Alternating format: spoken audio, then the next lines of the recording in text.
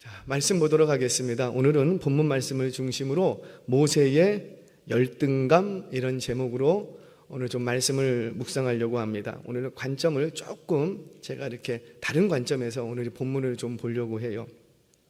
우리 학생들이 있으니까 어쩌면 오늘 이 말씀이 학생들에게 주시는 말씀인지도 모르겠습니다.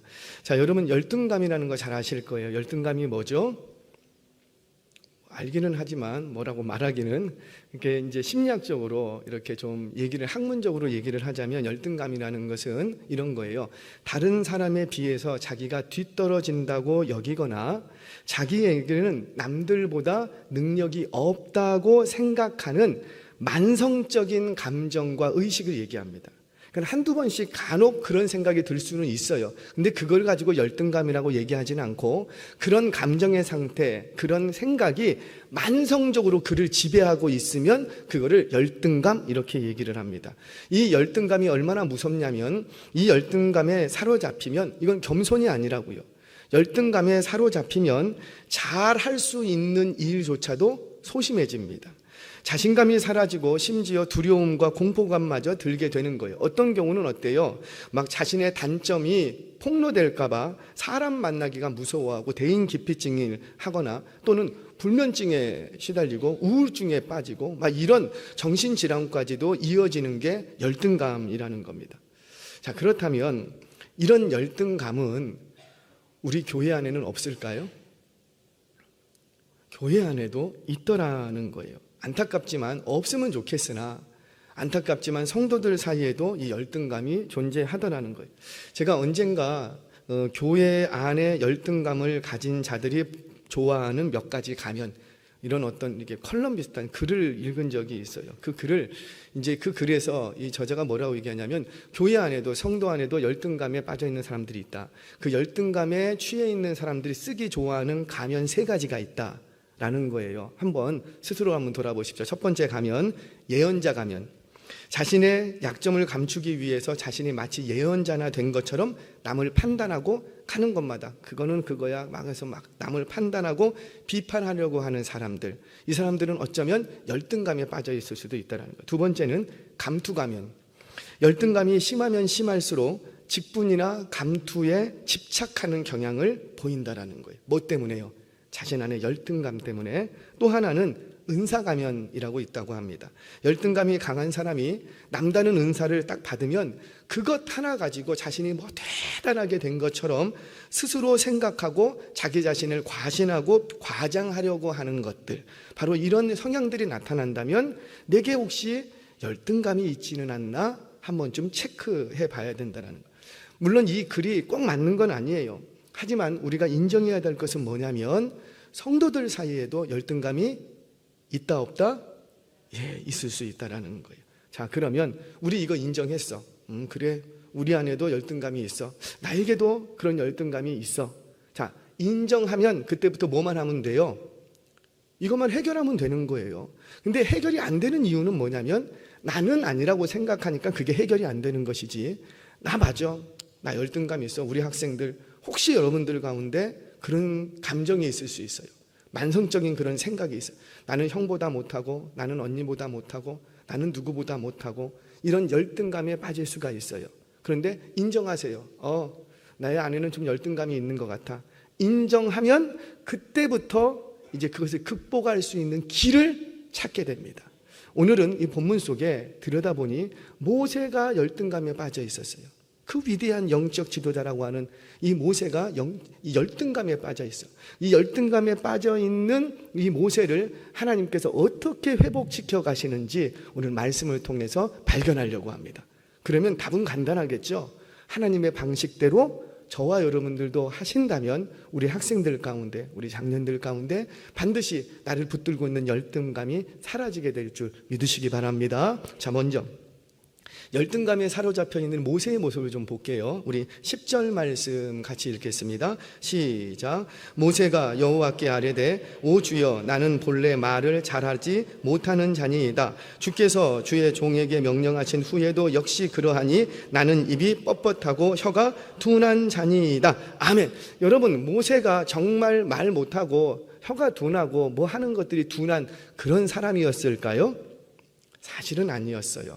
자, 사도행전 7장 22절 말씀 같이 봅니다. 시작. 모세가 애굽 사람의 모든 지혜를 배워 그의 말과 하는 일들이 능하더라. 아멘. 그의 말과, 그 말주변, 언변, 그가 하는 말과 또 그가 하는 모든 일에 능했다. 이 말은 뭐예요? 그는 말도 잘할 뿐만 아니라, 왜 말을 잘해요? 알고 있는 지혜와 지식이 풍성한 거예요. 애굽의 모든 문물을 다 습득했어. 그러니 어디 내놔도, 무슨 장소에 내놔도, 어떤 사건 앞에 내놔도 할 말이 많은 사람이야. 왜? 알고 있는 게 많으니까. 그래서 그의 말도 능했고 또 뭐도 능했다. 모든 일에 능했대요. 이 말은 뭐예요? 모세가 마음만 먹으면 못할 게 없었던 거예요. 마음만 먹으면은, 내가 한다고 하면은 못할 게 없는, 그렇게 모든 일에 능한 사람이 모세였어요. 자, 그런데 지금은 모세가 뭐래요? 나는 둔한 자입니다. 둔한 자입니다. 여러분, 왜 지금은 모세가 말도 잘 하지 못하고 자신 스스로 둔한 자라고 말할까? 왜 그럴까요? 정말 둔할까요? 예, 정말 둔해요. 이전에는 안 그랬는데 40년이 지난 지금은 진짜 둔해졌어. 왜? 그 40년 동안 뭐가 짓누르고 있었기 때문에, 열등감이라는 것에 사로잡힐 게 있었기 때문에 얼마든지 잘할 수 있는 인생이었으나 40년 동안 열등감에 묶여 있다 보니 잘할 수 있는 것도 더 이상 잘하지 못해. 그러니 과거에 말에 능하고 모든 일에 능했던 모세도 맞고, 지금 자신은 말할 줄도 모르고 뭐 하나 제대로 할 수 없는 둔한 사람인 것도 맞는 거예요. 왜? 그 모세가 그 모세인 거예요. 이유는 뭐라? 그 차이는 뭐라? 이전에는 열등감이라는 게 없었어. 애굽의 왕자로 살 때는 열등감이라는 거 없었어. 그런데 그 사건 한 가지 이후에 그런 심각한 열등감에 빠져서 헤어나오지를 못합니다. 그러자 그 뛰어났던 모세가 아무것도 알 수 없는 둔한 자가 되고 말았다는 거예요. 자, 그러면 과연 이 모세를 열등감 빠지게 했던 것은 뭘까? 대체적으로 우리는 비교의식에서 출발했다, 이렇게 얘기합니다. 비교의식. 무슨 말이냐면, 우리가 누군가와 나를 비교하기 시작하면, 비교의식이 내 안에 들어오면 정확히 두 가지 중에 하나의 결과를 도출해냅니다. 그러니까 비교의식이라는 인풋이 있으면 둘 중에 하나로 아웃풋이 나오게 돼 있어요. 그게 뭐냐면, 하나는 스스로를 교만하게 만들거나, 그렇지요. 비교하다 보니 난 잘할 수 있어, 잘해, 그러면서 스스로를 교만하게 만들거나, 또는 방금 말씀드린 것처럼 열등감에 빠지게 돼요. 뭐 때문에? 비교의식 때문에. 비교의식 때문에. 예를 들어 볼게요. 우리 학생들에게 조금 어려운 말일지 모르겠는데, 최근 우리 한국 사회에 주도적으로 이르는, 요즘은 조금 덜 사용하는 것 같아요. 한때 엄청 많이 사용했던 단어가 있습니다. 사회 전반적으로. 혹시 여러분들 갑질이라는 단어 들어보셨어요? 우리는 갑질을 얘기하면서 이 갑질 문화를 없애자라는 의도에서 이 단어를 사용했는데, 사실 갑질이라는 단어를 사용하면 사용할수록 그 사용하는 그 사람을 병들게 만드는 게 이 단어예요. 자, 왜냐하면 갑질이라는 단어를 누가 쓰든지 간에 쓰는 순간 자기는 뭐가 돼요? 누구도 자기를 갑이라고 얘기 안 해요. 갑질을 논할 때는 100% 자기는 뭐라? 대구로 회장도 을이래요. 왜냐면 정치에 있는 사람들에게 눌려서. 그러니까는 갑질을 논하기 시작하면 너나 나나 할 것이 다 내가 뭐가 되냐면 을이 됩니다. 여러분, 사회 전반적으로 갑질이라는 단어가 팽배해지면 사회 전반적인 정서가 뭐가 되냐면 우리는 을이라는 거예요. 을이라는 위치로 스스로를 전락시켜 버립니다. 그래서 나는 피해자라는 거예요. 그러니까 그렇게 되면 이 사회의 전반적으로 흐르는 정서가 어떻게 될까요?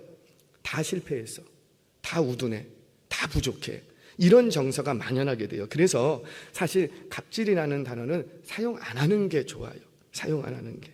자, 그처럼 사회 전반적으로 스스로를 을의 위치로 떨어뜨리면서 그 사고방식이, 그 생각이 보편화되기 시작하면 그 사회 전체적으로 병들게 되는 거예요. 다시 말씀드리면, 비교의식은 어떤 식으로든지 너는 갑이야, 나는 을이야, 너는 뭐야, 자꾸만 비교의식을 갖게 되면은 그 비교의식은 끝내 그 사회와 그 개인을 병들게 만드는 거예요. 지금 모세는 어때요? 나는 실패자라는 거예요. 나는 실패자. 여러분, 누가 모세를 향해서 실패자라고 얘기했어요? 하나님이 모세를 향해서 너 실패했다고 얘기했습니까? 아니면 그 누가 너는 실패자라고 누가 얘기했어요? 아무도 얘기 안 했어요. 아무도 모세를 향해서 당신 실패자입니다라고 얘기한 적 없어요. 당신은 도망해야 됩니다. 당신은 참 우둔한 자입니다. 아무도 얘기한 적 없어. 근데 누가 지금 이렇게 생각하는 거예요? 스스로가 그러는 거예요. 스스로가. 왜? 다른 사람하고 비교해 보니 나는 안 되겠구나. 나는 해서는 안 되는구나. 나는 할 수 없구나. 그래서 자꾸 모세가 하는 말이 뭐냐면 나 말고 다른 사람 보내라는 거예요. 나 말고 다른 사람. 그래서 뭐래요? 보낼 만한 자를 보내소서. 그러니까 나는 갈 수 있다 없다? 나는 없다라는 거예요. 왜? 다른 사람과 비교해 보니 나는 안 된다라는 거예요. 사랑하는 여러분, 혹시 우리 학생들 가운데, 우리 중학생, 고등학생 굉장히 중요한 시기인데 여러분들 가운데도 친구들 사이에 비교의식이 있다면 그거 빨리 털어내셔야 돼요. 거기가 학생이세요? 이 비교의식을 가지면 가질수록 누구만 병드냐면 그 의식을 가진 나만 병들게 되어 있어요. 도전의식은 저 사람과 통해서 도전받는 도전의식은 나를 살찌우고 건강하게 만듭니다. 하지만 비교의식은 나를 병들게 만드는 거예요. 사랑하는 우리 학생 여러분, 우리 또 모든 성도님 여러분, 혹여나 우리 가운데 내가 비교의식 때문에 열등감에 빠져 있다면 빨리 그 비교의식을 털어버리시는 그런 결단이 있기를 주의 이름으로 축원합니다. 자, 그러면 이렇게 열등감에 빠져 있는 모세를 향해서 하나님이 내리셨던 처방이 뭔가 오늘 본문에서 두 가지가 있어요. 그 두 가지만 짚겠습니다. 첫 번째 11절 말씀 같이 한번 읽겠습니다. 11절 시작. 여호와께서 그에게 이르시되 누가 사람의 입을 지었느냐? 누가 말 못하는 자나 맹인되게 하였느냐? 나 여호와가 아니냐? 아멘. 자, 지금 무슨 얘기를 하시냐면 비교의식에 빠져서 열등감에 푹 젖어 있는 모세에게 내린 하나님의 처방이 뭐냐면 창조의식을 가지라는 거예요. 창조의식. 자, 하나님께서 어느 날 40년 만에 나타나셨어요. 40년 만에. 어느 날 아니에요. 40년 만이 아니죠. 그 왕궁 40년 동안 하나님을 만났다는 기록이 없어. 그러니까 어쩌면 이번이 처음일 수도 있어요. 이번이 80년 만에 처음일 수도 있어요. 자, 이 하나님께서 모세를 찾아오셨는데 언제 찾아오셨냐면 이드로의 양을 칠 때 장소는 어디? 광야 호렙산에서 그를 찾아오십니다. 그리고는 불붙은 떨기나무 가운데서 음성으로 모세를 초청하셨어요. 그럴 때 그때 모세를 부르실 때 모세를 찾는데 어떻게 찾으세요? 모세를 부르시는데 어떻게 부르세요? 진짜 부르세요.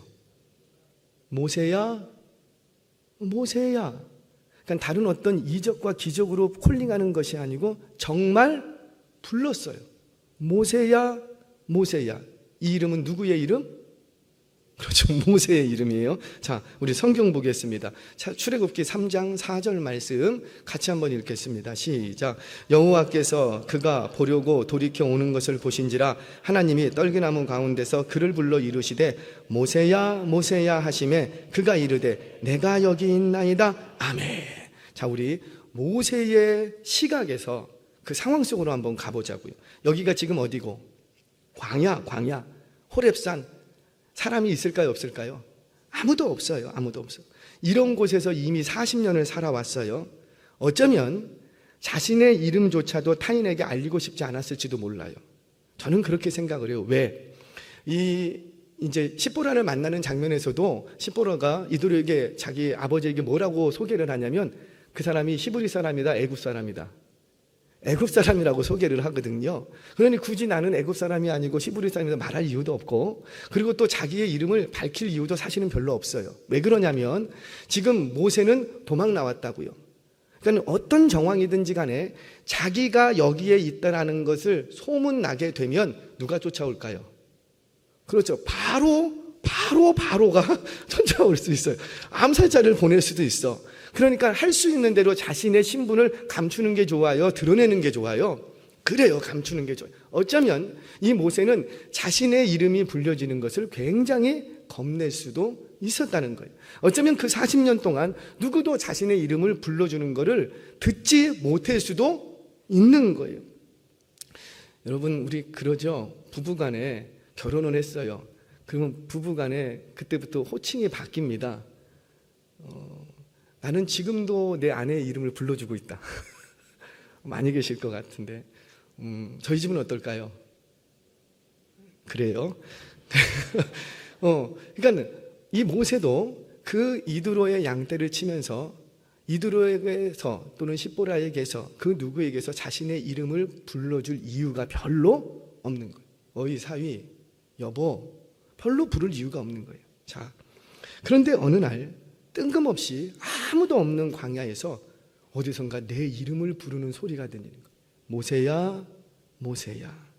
이거는 사실 언제 불려졌던 이름인데, 애굽의 왕궁에 있을 때 불려졌던 이름인데, 그 이름을 듣는 순간 이 모세의 심정이 어땠을까요? 상상이 가세요? 제가 예를 들어볼게요. 제가 몇 년 전에 오래되지 않았어요. 몇 년 전에 이렇게 어디를 이렇게 갔다가 이제 휴게소를 딱 들어갔어요.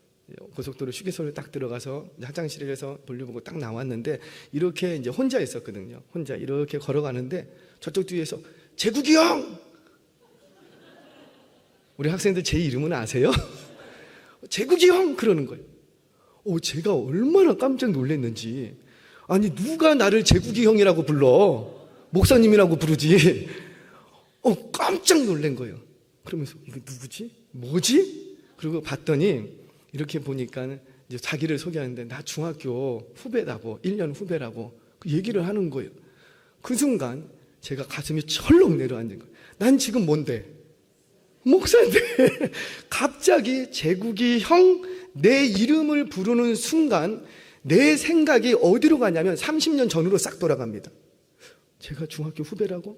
그러면 중학교 때 내가 했던 것을 제가 알고 있을까? 알게 되면 혹시 어떻게 될까? 제가 나를 쫓아오는 별의별 생각이 다 나는. 물론 전 중학교 생활이 아름다웠어요. 별의별 생각이 막 다 나는 거예요. 이게 이름을 불러줄 때의 효과 나는 거예요. 지금 모세는 진짜 듣고 싶지 않은 이름이 뭐였냐면 모세였어요. 그 이름을 누가 불러주셨어요? 하나님이. 아무도 불러주지 않았던 그 이름을 불러줍니다. 자, 그런데 하나님께서 이렇게 모세 이름을 부르셨던 이유는 다른 목적이 있어요. 그의 수치와 부끄러움을 드러내게 하려고 이름을 부른 것이 아니라는 거예요. 모세야, 모세야. 왜 불렀을까요? 모세야, 모세야. 내가 너를 창조했다. 입이 둔한 것, 눈이 먼 것, 맹인된 것, 그거 눈 밝히는 거 다 누가 했겠니? 모세야, 모세야. 너의 이름을 지은 것도 내가 지었다. 내가 지었다. 지금 뭐예요? 지금 모세는 지금 비교의식에 빠져서 열등감으로 병들어가고 있는 모세에게 아니라는 거예요. 모세, 너는 누가 창조했다? 너는 내가 창조했다. 그 이름도 내가 지었다.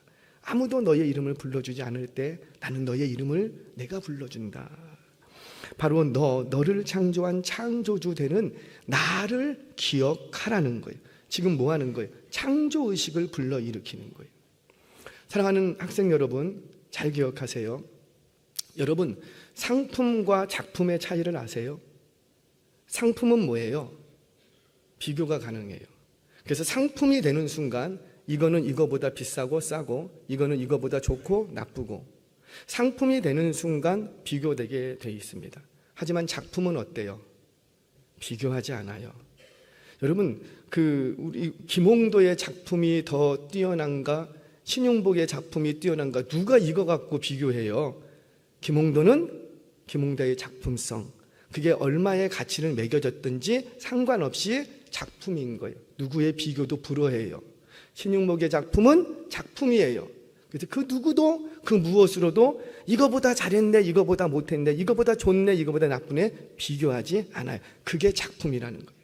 사랑하는 여러분, 특별히 우리 학생 여기 계신데, 학생 여러분, 여러분들은 상품이 아니에요. 여러분들은 하나님이 심혈을 기울여 창조하신 작품이에요. 왜? 메이커 되시는 그 하나님의 직인이 찍혀 있는데 그 메이커 되시는 그분이 어떤 분이시라? 가장 위대한 창조주 되시는 분이세요. 가장 선하고 아름다운 분이세요.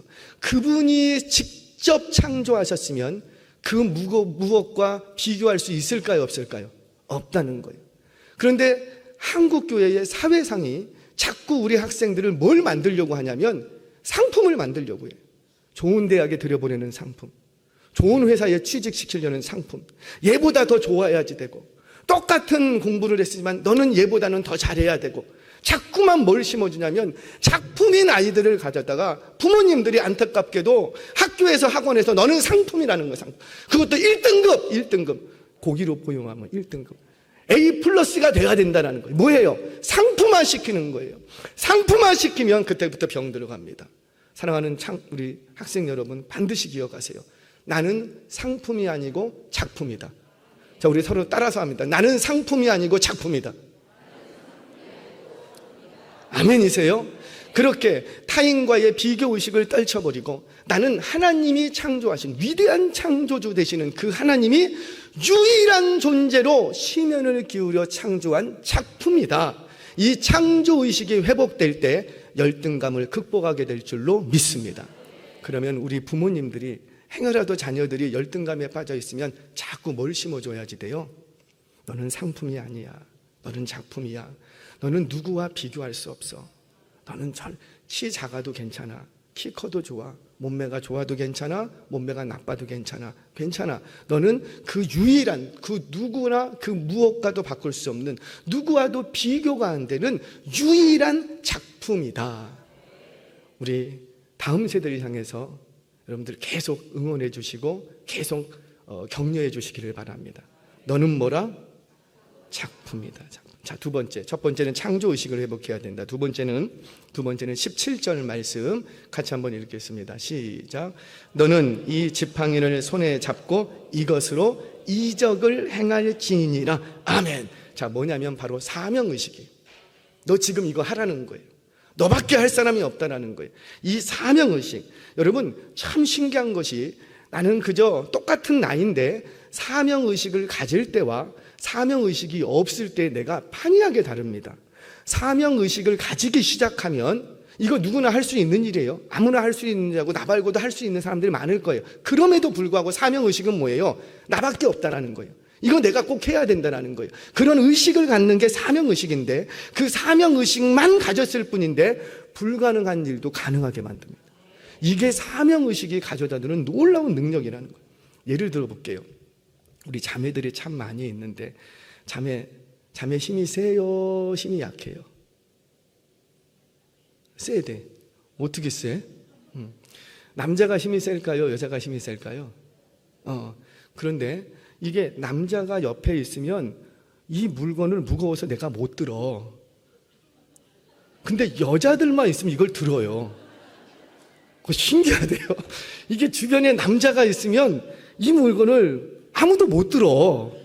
근데 여자들만 있으면 이걸 들어요. 누군가는 든다는 거예요. 그게 뭐예요? 그게 사명의식. 이거 내가 아니면 못 든다. 이 사명의식을 갖는 순간 못하던 일도 하게 되는 거예요. 좀 우스갯소리 같지만 이제 이런 경우들이 종종 있지요. 화재 현장에서는 초인적인 힘을 가진 사람들이 종종 등장한다고 합니다. 예를 들어서 어느 집에 할머니하고 손녀, 어린 손녀만 딱 살고 있어요. 그런데 그 집에 불이 났대요. 그래서 너무 당황한 나머지 할머니가 잠자는 손녀를 깨워서 들쳐업고 불길을 막 뛰쳐나왔어. 근데 막 뛰쳐나왔더니만 등에 업힌 게 뭐더라? 냉장고를 업고 나왔더래요. 뭐 우스갯소리일 거예요.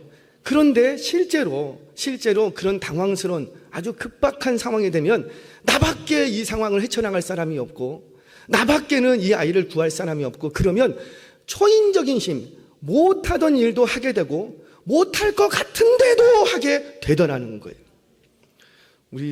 제가 이 말씀을 준비하면서 그래 맞아. 우리 집에 있는 아내들, 엄마들이 그렇더라.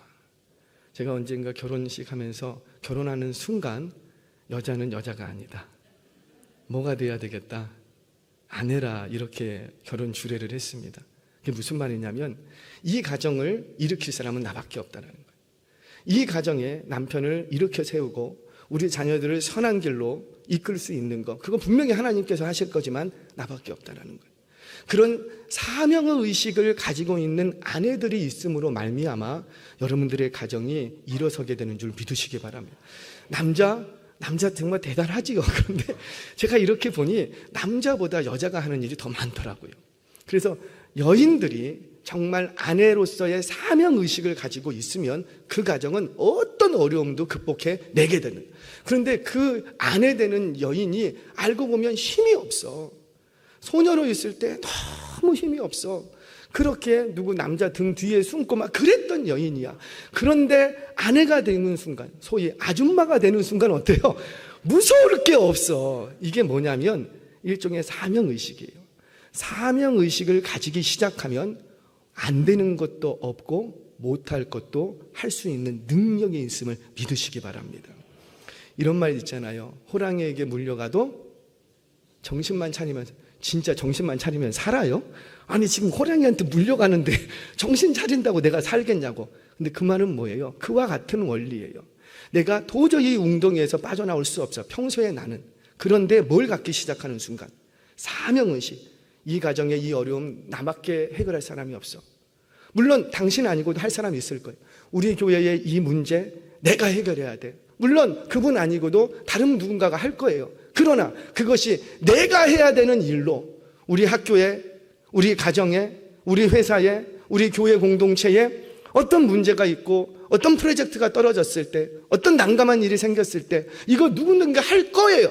그런데 누가 하느냐? 내가 해야 된다는, 나밖에 할 사람이 없다. 이건 반드시 내게 주신 사명이야. 그렇게 뛰어드는 사람을 통해서 그 사람은 할 수 없는 능력도 생기게 될 줄 믿으시기를 바랍니다. 이게 바로 사명의식을 가지게 될 때 생겨나는 놀라운 능력이에요.